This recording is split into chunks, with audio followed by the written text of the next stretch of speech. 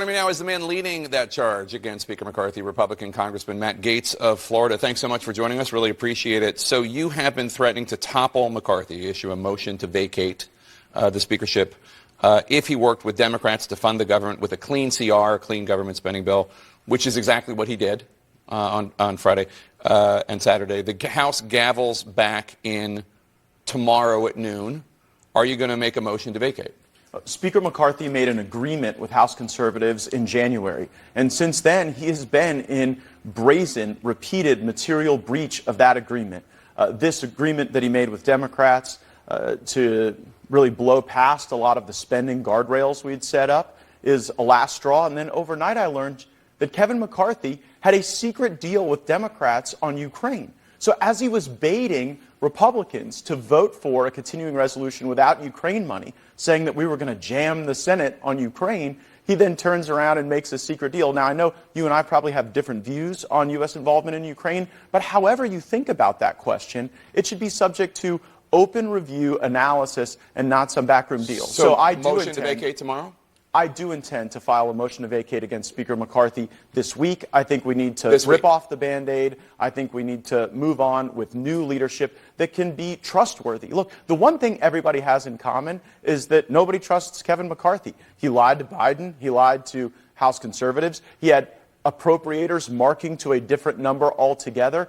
And the reason we were backed up against this shutdown politics is not a bug of the system. It's a feature. Kevin McCarthy's goal was to make multiple contradictory promises, to delay everything, back us up against shutdown politics, and at the end of the day, blow past the spending guardrails he'd agreed to. So how many Republicans do you think will be with you in your motion to vacate? Because obviously, for people at home who don't know, you need 218 votes to get him out of the speakership. You don't have 218 Republican votes. You're going to need Democrats. Let's start with the Republicans. How many Republicans do you have? Well, enough so that when you host this show next week, if Kevin McCarthy is still the Speaker of the House, he will be serving at the pleasure of the Democrats. He will be working for the Democrats. The only way Kevin McCarthy is Speaker of the House at the end of this coming week is if Democrats bail him out. Now, they probably will. I actually think that when you believe in nothing, as Kevin McCarthy does, everything's negotiable. Okay, but and I think he'll cut a deal with the Democrats. Let's be honest here, though, because if you succeed in vacating him,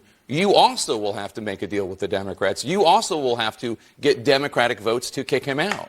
Absolutely. I will make no deal with Democrats and concede no terms to them. I actually think Democrats should vote against Speaker McCarthy for free. I don't think I should have to deal them anything. So you're not going to cut any deals with him? Absolutely not. And I don't think that any Republicans that share my view on Speaker McCarthy would cut deals with Democrats. But here's the thing.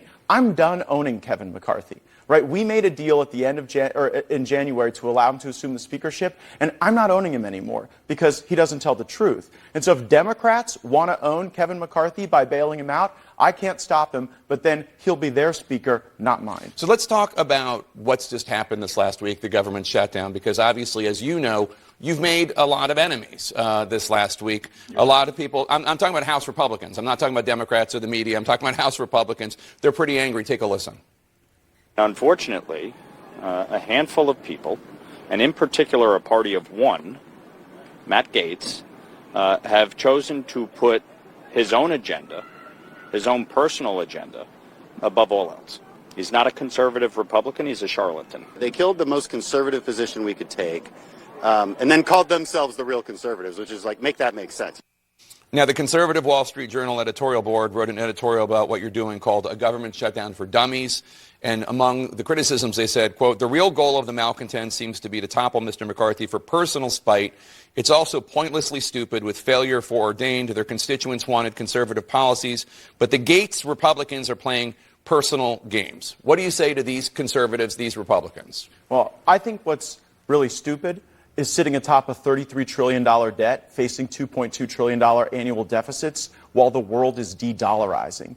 Just in August, you saw the BRICS system that is moving away from the dollar add 6 new countries, including Gulf monarchies, including even some of the G20 economies in our own hemisphere. People at home, that's BRIC is Brazil, Russia, India, China. Go ahead. Yeah, and they are moving away from the dollar. You're seeing the African Union move away from the dollar. U.S. News just last month said that de-dollarization was the economic trend of our day. And so some people try to make policy disagreements personal.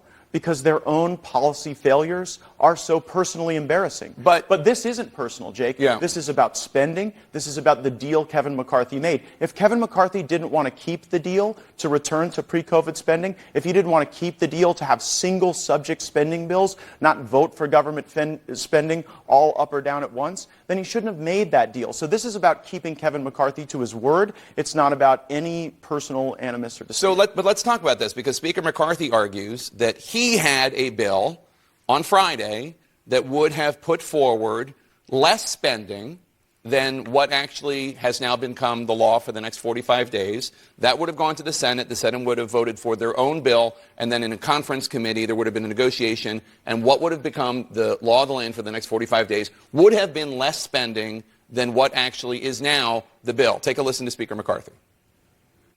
And look, I welcome those 21 back in, and we would get a better and more conservative bill if they would simply vote with us.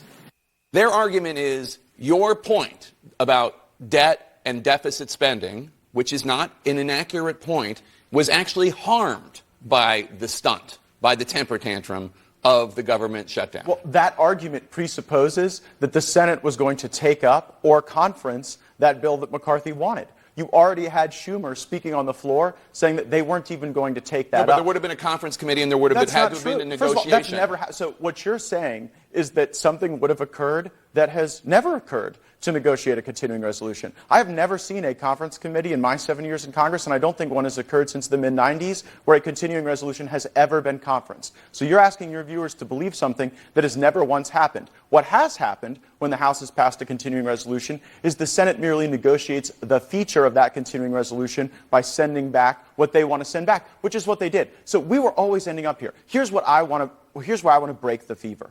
Since the mid-'90s, this country has been governed by either continuing resolution or omnibus spending. And you have voted for continuing resolution in the past. Well, I'm 5 years sober voting for continuing resolutions, and I should note that during those years, President Trump was growing the economy. But January marked a difference. Deficit. Yeah, and you know what? Growing the deficits as well. I regret growing the deficits as well. But we were growing the economy, and look. You're talking about the national debt. You were growing. What did he add? $7 trillion, $8 trillion to the national debt? Donald and Trump? by the way, I voted against 10 continuing resolutions under Donald Trump. I did not stand with Donald Trump on all of his spending priorities. I voted against way more than I voted for. My point is, I don't know what this shutdown did to help the cause. What shutdown? The shutdown that almost happened. Okay, so there wasn't a shutdown. So the threat of shutdown that you created. We have to break the fever. We have to move to single subject spending bills. You broke a fever? No, we didn't, unfortunately. That's why we have to now move to vacate, because we have to get a system where the House and Senate will negotiate over each of these agencies of government independently. And I understand that in divided government,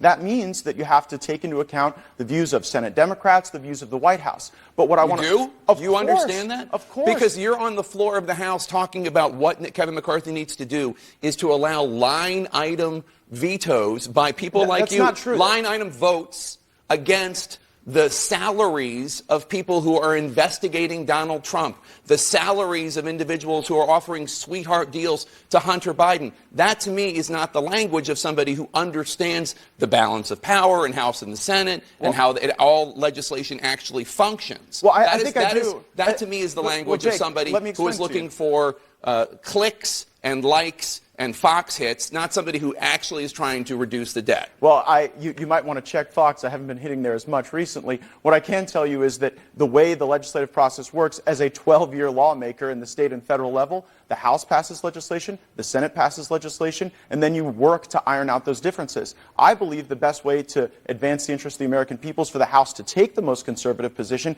and then engage that negotiation. Where that negotiation has failed all Americans of all stripes is when it centers around what ornament you're going to hang on a continuing resolution or an omnibus bill. The responsible, sober, adult way to handle this is with individual spending bills open to amendment. And by the way, if people don't want to vote for the amendments that reduce salaries or cut spending or engage in programmatic analysis, they can vote no. And then the voters can hold people accountable. But the reason we sit atop a $33 trillion debt is because a system has been designed in Washington, D.C., where no one is responsible for the spending. But are you? I want to force the votes. And here's what you're missing. McCarthy agreed to this. So you may not like this deal. You may think that it's too many votes and too much governing. But McCarthy agreed to it in January, and his breach of that I don't have an agreement opinion on is it a one way or problem. the other. And I actually agree with your position on the fact that Welcome aboard.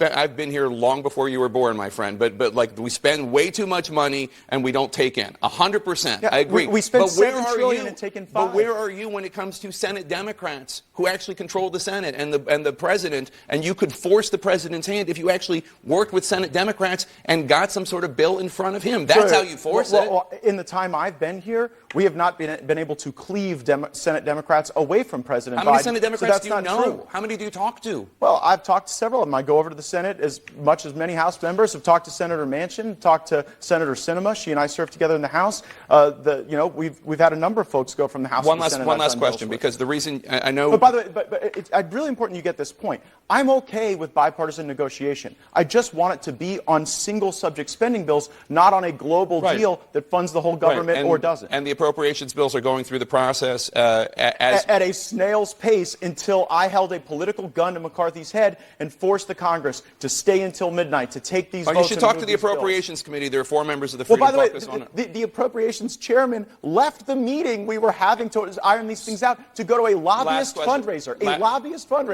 Last question for you, because the reason you talk about this being about the issue and not animus is because there are a lot of people, a lot of House Republicans who think that there is this personal animus between you and Speaker McCarthy. And I just have to ask you, how much do you blame Speaker McCarthy for the fact that you are under investigation by the House Ethics Committee? How much is that part of what's going on here? Not at all. Jake, I am the most investigated man in the United States Congress. I've been cleared by the DOJ, the FEC by a 5-0 vote, and the people who spread criminal lies about me are sitting in federal prison right now. So I'm fine being investigated by anyone and everyone. I have seen personal communications between you and other people in which you blame McCarthy for your ethics investigation. When Kevin McCarthy went out publicly and said, this isn't about me breaking my word, it's because Gaetz has ethics problems, certainly that was him gaslighting the Ethics Committee. But here's the thing, Jake, I'm not alone. People can say this is a party of one.